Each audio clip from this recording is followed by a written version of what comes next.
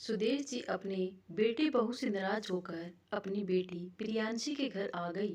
अब सुदेश को दो काम करने होते थे। पहला काम जहां अपने बेटे बहू को अपनी अहमियत बताना था, वहीं दूसरी किसी और को भी अकल ठिकाने लगाने का काम उसे करना था। बेटे के घर से निकलने से पहले सूटकेस के साथ में बड़े सुदेश हॉल में आई तो बेटे सुनील और बहू अनीता चौंक कर खड़ी हो गई। माँ, सूटकेस में क्या है? सुनील ने माथे पर बल डालकर पूछा। फिक्र मत कर, इसमें तेरी बहू के जेवर नहीं है, बस मेरा कुछ जरूरी सामान है। सुदेश ने उखड़े स्वर में जवाब दिया। किसी बात पर गुस्सा हो माँ? अपने बेटे के इस प्रश्न को सुदेश ने कोई जवाब नहीं दिया तो सुनील अपनी पत्नी की तरह पूछने की निगाहों से देखा। नहीं, मैंने मम्मी से कोई झगड़ा नहीं किया। अनीता जी ने सफाई दी, लेकिन तभी कुछ याद करके वह बेचैन नजर आने लगी। सुनील खामोश रहकर अनीता के आगे बोलने का इंतजार करने लगा। बात कुछ खास नहीं थी। मम्मी फ्रिज से कल रात दूध निकाल रही थी तो मैं बस यह कहा कि सुबह दक्ष के लिए दूध गर्म करना पड़ जाए, क्योंकि कल चाय कई बार बनी थी। मुझे बिल्कुल एहसास नहीं हुआ कि उसे छोटी सी बात इतना बखेड़ा कर देगी। अपनी बात खत्म कर देने तक अनीता गुस्से का शिकार बन गई। माँ, क्या तुम? अनीता नाराज हो? सुनील ने माँ को मनाने के लिए अपना स्वर कोमल कर दिया। मैं इस वक्त कुछ भी कहानी सुनाने के मूड में नहीं हूँ। सुनील तो मुझे जयपुर तक जाने के लिए रिक्शा ला दे। बस नाराज की उनकी आवाज़ में अब सांप झलक उठी थी। क्या आप प्रियांशी के घर जा रही हो माँ? हाँ बेटी के घर सूटकेस लेकर रहने जा रही हूँ। सुनील ने बड़ी हैरानी से देखा। जब इकलौता बेटे के घर में विधवा माँ को मान सम्मान से जीना नसीब हो तो वह बेटी के घर जाकर रह सकती है।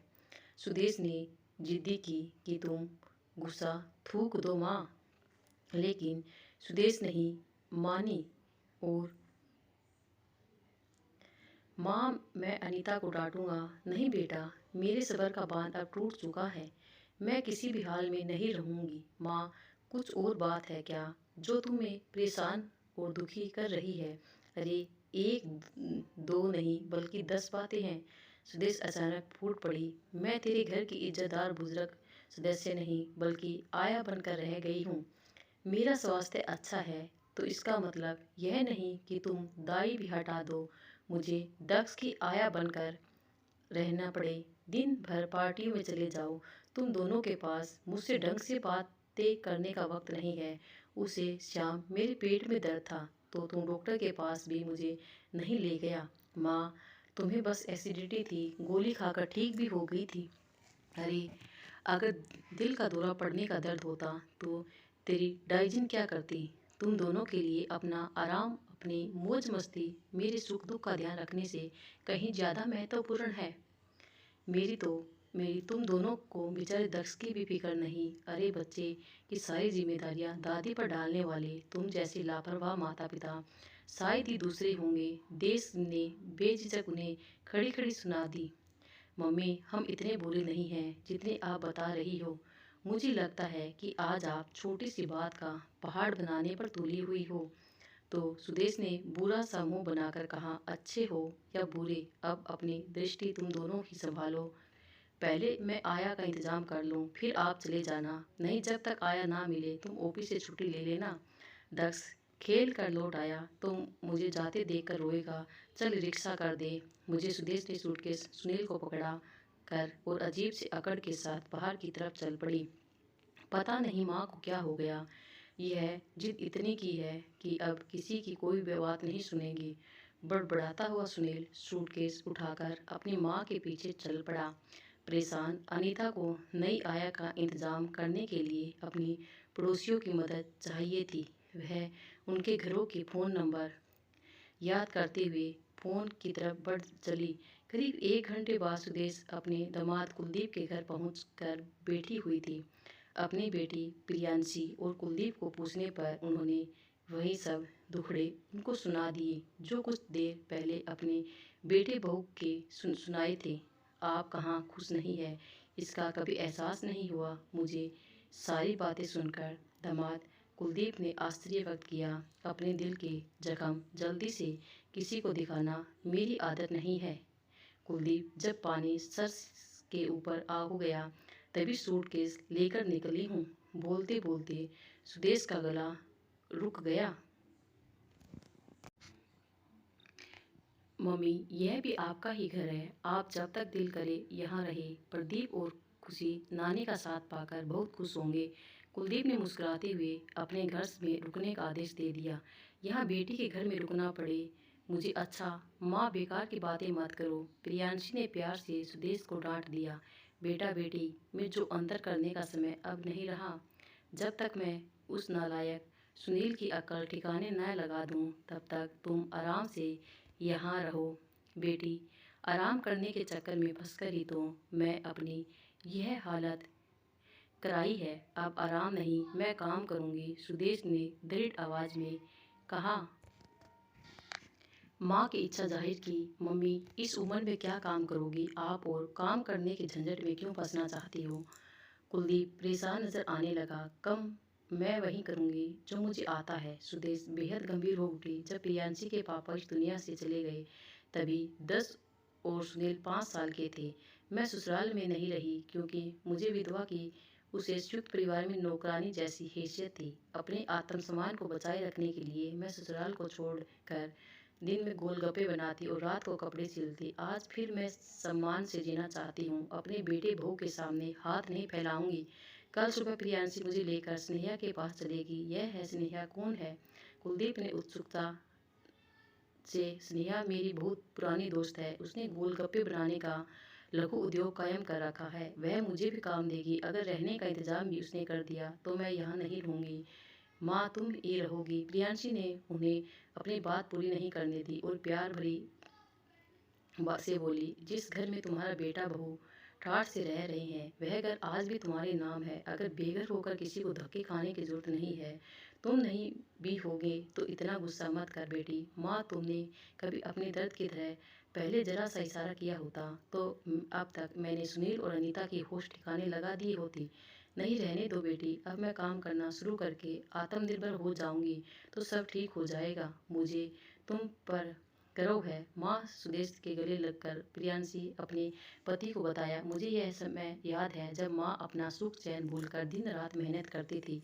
हमें ढंग से टीचर बनने के काबिल बनाने की धुन हमेशा इनके सिर पर सवार रहती थी। आज सुनील बैंक ऑफिसर और मैं पोस्ट ग्रेजुएट हूँ तो यह माँ की मेहनत का ही फल है। लानत है सुनील पर जो आज वह माँ की सही से देखभाल नहीं कर रहा है। मेरी यह बेटी भी कम मेहनती नहीं है। कुलदीप, सुदेश ने स्नेहा से प्रियांशी का सर हिलाया। गोलगप्पे बनाने में यह मेरा पूरा हाथ बटाती थी।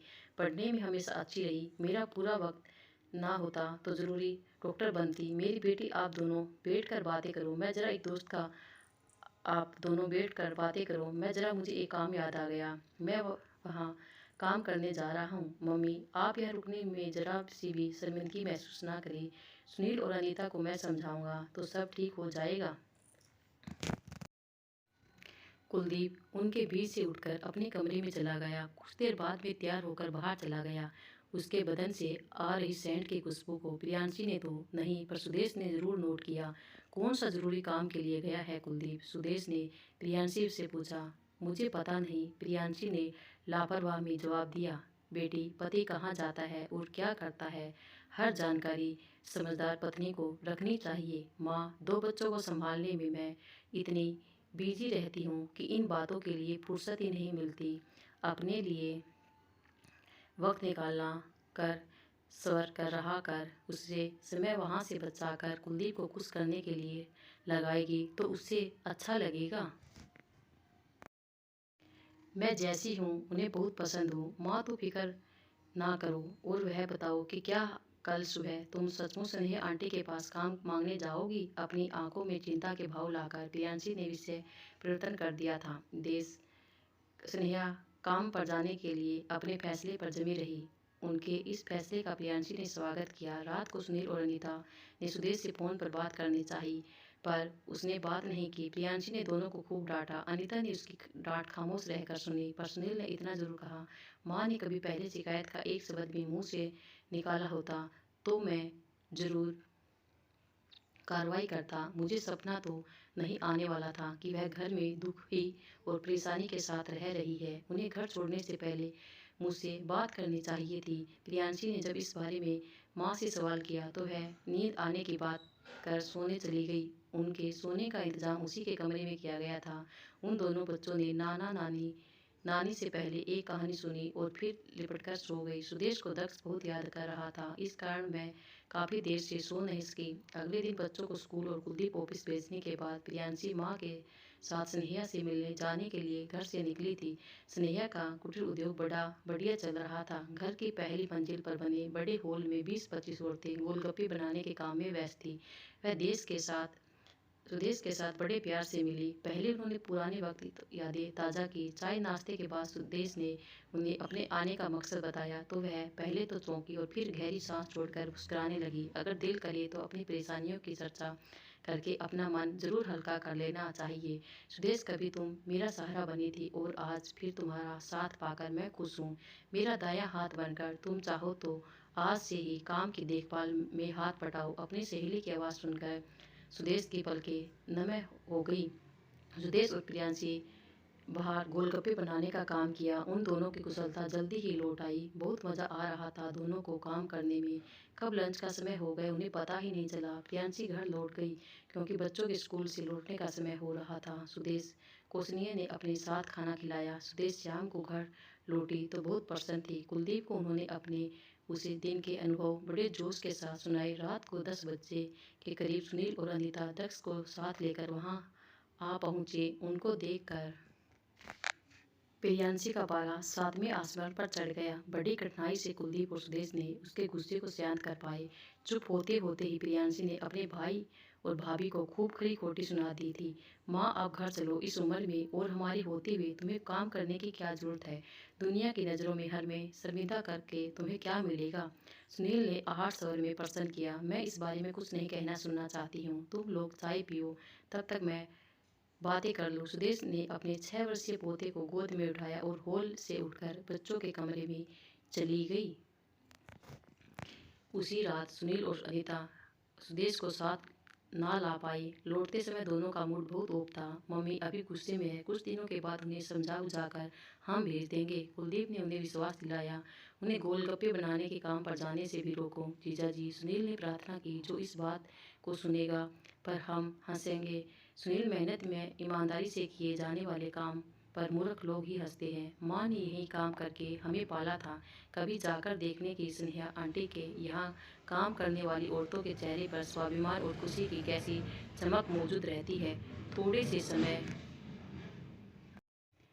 के लिए हर रोज जाया करूंगी। माँ के साथ अपना फैसला बताते हुए प्रियांशी बिल्कुल भी नहीं झिझकी थी। बाद में कुलदीप ने उसे काम पढ़ाने जाने के लिए कुछ देर तक समझाया भी, पर प्रियांशी ने अपना फैसला नहीं बदला। मेरी बेटी कुछ मामलों में मेरी तरह से ही जिद्दी और धुन की पक्की है। कुलदीप, यह किसी पर अन्याय होते भी नहीं देख सकती। तुम नाराज मत हो और कुछ दिनों के लिए इसे अपनी इच्छा पूरी कर लेने दो। घर के काम का हर्जा इसका हाथ बटाकर मैं नहीं होने दूंगी। तुम बताओ, तुम्हारा काम कैसा चल रहा है? सुदेश ने अचानक बात पलट दी। मेरा कौन सा काम है? कुलदीप चौंका। अरे, कल तुम अपने किसी काम के लिए बाहर गए थे ना? हाँ हाँ हाँ, वह अब काम हो गया। बेहतर है। अचानक बेचैन नजर आ रहे कुलदीप ने अखबार उठाकर उसे आंखों के सामने यूं किया मानो सुदेश की नजरों से अपने चेहरे के भाव को छुपा रहा हो। सुदेश ने प्रियांशी की तरफ देखा, पर उसका ध्यान उन दोनों की तरफ ना होकर उसी की छोटी खिलौने की तरफ लगा हुआ था। सुदेश के साथ प्रियांशी रोज गोलगप्पे बनाने के लिए काम पर जाती। माँ शाम को लौटी पर बेटी 2 बजे तक लौट आई। दोनों इस दिनचर्या से बेहद खुश थी। दक्ष को याद करके कभी कभी उदास हो जाती, नहीं तो बेटी के घर उनका समय बहुत अच्छा बीत रहा था। प्रियांशी को वापस ले जाने में सुनील और अदिता पूरे 3 हफ्तों के बाद सफल हुए।